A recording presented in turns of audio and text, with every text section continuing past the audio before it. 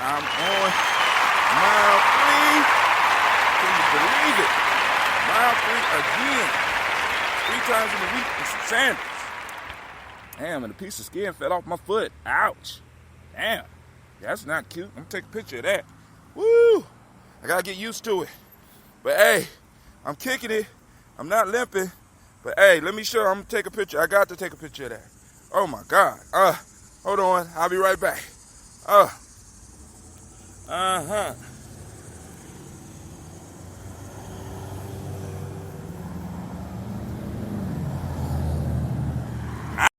Damn.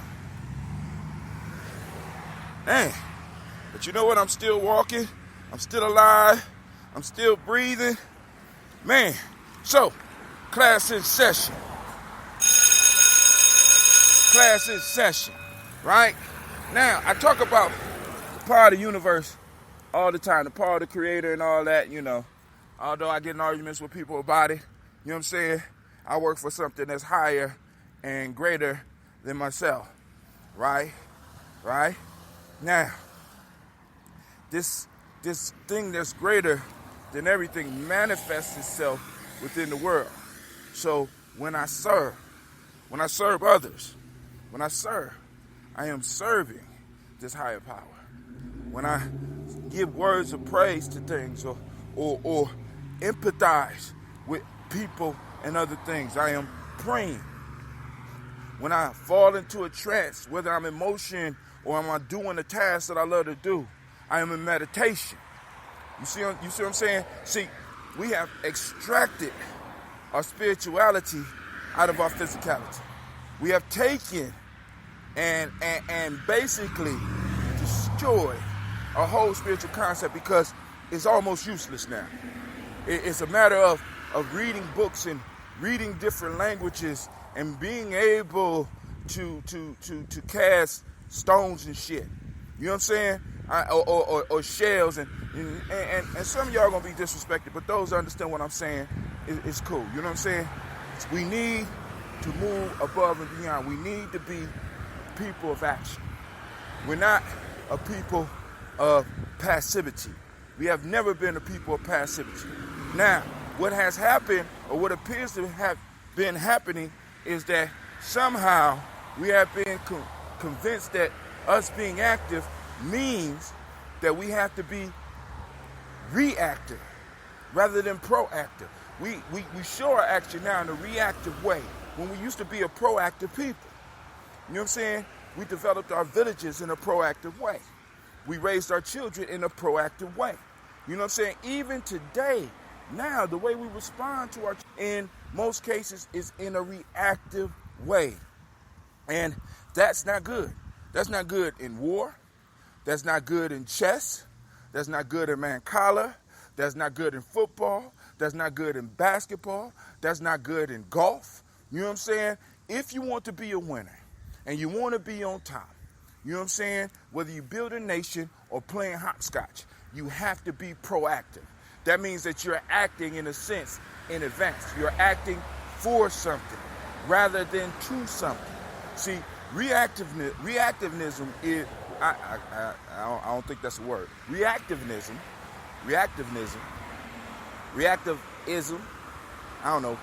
But you all know what I'm saying. Reactivism is for victims because you're reacting to something. You see what I'm saying? So, now, once I get you reacting, because every good coach knows this, once you get a team reacting to you, right, they have to adjust their strategy to you, right? You got them on their heels, right? When a boxer sees an individual is spending more time reacting to him rather than taking action, he knows that he got to fight. You know what I'm saying? Same thing in a street fight. When a motherfucker's reacted to you, you know what I'm saying? You know that you have the upper hand. In business, when somebody's reacting to you, right? You know, so reacting is a form of subservience in most cases. You know what I'm saying? And it's a posture that when you're talking about nation building, you don't want to be taken. You know what I'm saying? We have to be proactive in some of the things. Now, you will in life have to react to things. You know what I'm saying? But we can't spend our whole lives as a people. You know what I'm saying? We can't spend our whole lives as a people being reactive. You know what I'm saying? We have to start moving in a nation builder sense and in an elder sense. Nation builders and elders, we have to start getting our actions ahead of the curve. We can't be behind the curve no more. You know what I'm saying? But hey, I didn't even say, you know what I'm saying, stop making excuses. Now that's what I was supposed to be talking about, but y'all already know I'm sweating, I'm wet, I'm high on endorphins, I got skin hanging off my feet. You know what I'm saying? I'm in warrior mode right now. So I'm feeling it. But hey, so stop making excuses, right? And the reason I was saying I was thinking about that was, it's like we have become so good at making excuses. We have become so good at making excuses that our excuses no longer sound like excuses no more. Right? Like, for example, yo, man, I'm going to be at the meeting, God willing. What? You know, like we come up we're proactive with our excuses. You know what I'm saying? We're not proactive with our actions or planning in our lives. We're not proactive in that way. But when it comes to excuses, we proactive as a motherfucker. You know what I'm saying? A nigga could proact a excuse. Like, you know what I'm saying? So stop making excuses, right? So, you know, I do my thing, and I be running, and I be hearing all these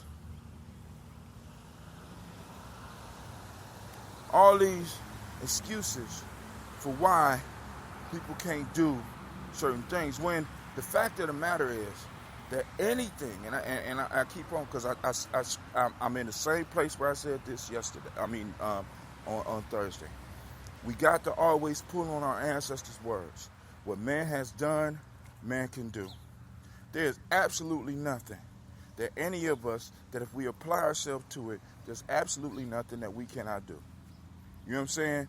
And we're making excuses in our education because we think education, because check this out. As I was running, I started thinking, because sometimes, of course I'm always thinking, all right, I'm sorry. But as I'm running, I'm thinking about why our ancestors would master something like astronomy and astrology and mathematics. I know a lot of y'all saying, well, you need those to build, but you actually don't need to be a mathematician to build. You know what I'm saying? A mathematician can make you possibly a better builder, but there has been builders throughout time that's been building some incredible things that might have not had any basic math skills. They had the skills to be able to feel when things level. They had ways of figuring out when something was level and figuring out the right size and being able to visualize what it is that they wanted, and they was able to put it together. So you don't necessarily need mathematics to become a good builder. You know what I'm saying? Or to be a good general. You don't have to have mathematics to be a good general. Some of that shit is just common sense. Well, I ain't gonna say common sense, but it's being very perceptive. You know what I'm saying? And I was wondering, I said, damn, we got hoodwinked again. See, because with our people's, with the way we had education, at least I'm thinking, this is just Brother Hatim's thoughts, and I want y'all to think about this. That in Western society today, we think that when we major in something, we're actually majoring in that thing. Like, for example, if I go to school for architecture, I'm mastering the skill of architecture, right? And that's it, right? You know, if I go and I become a chemist, you know what I'm saying? I'm going to school for chemistry. I go to school and I become chemist, and that's it, right? But in mastering the thing, in traditional society, hold on, somebody just crashed. Let me go see what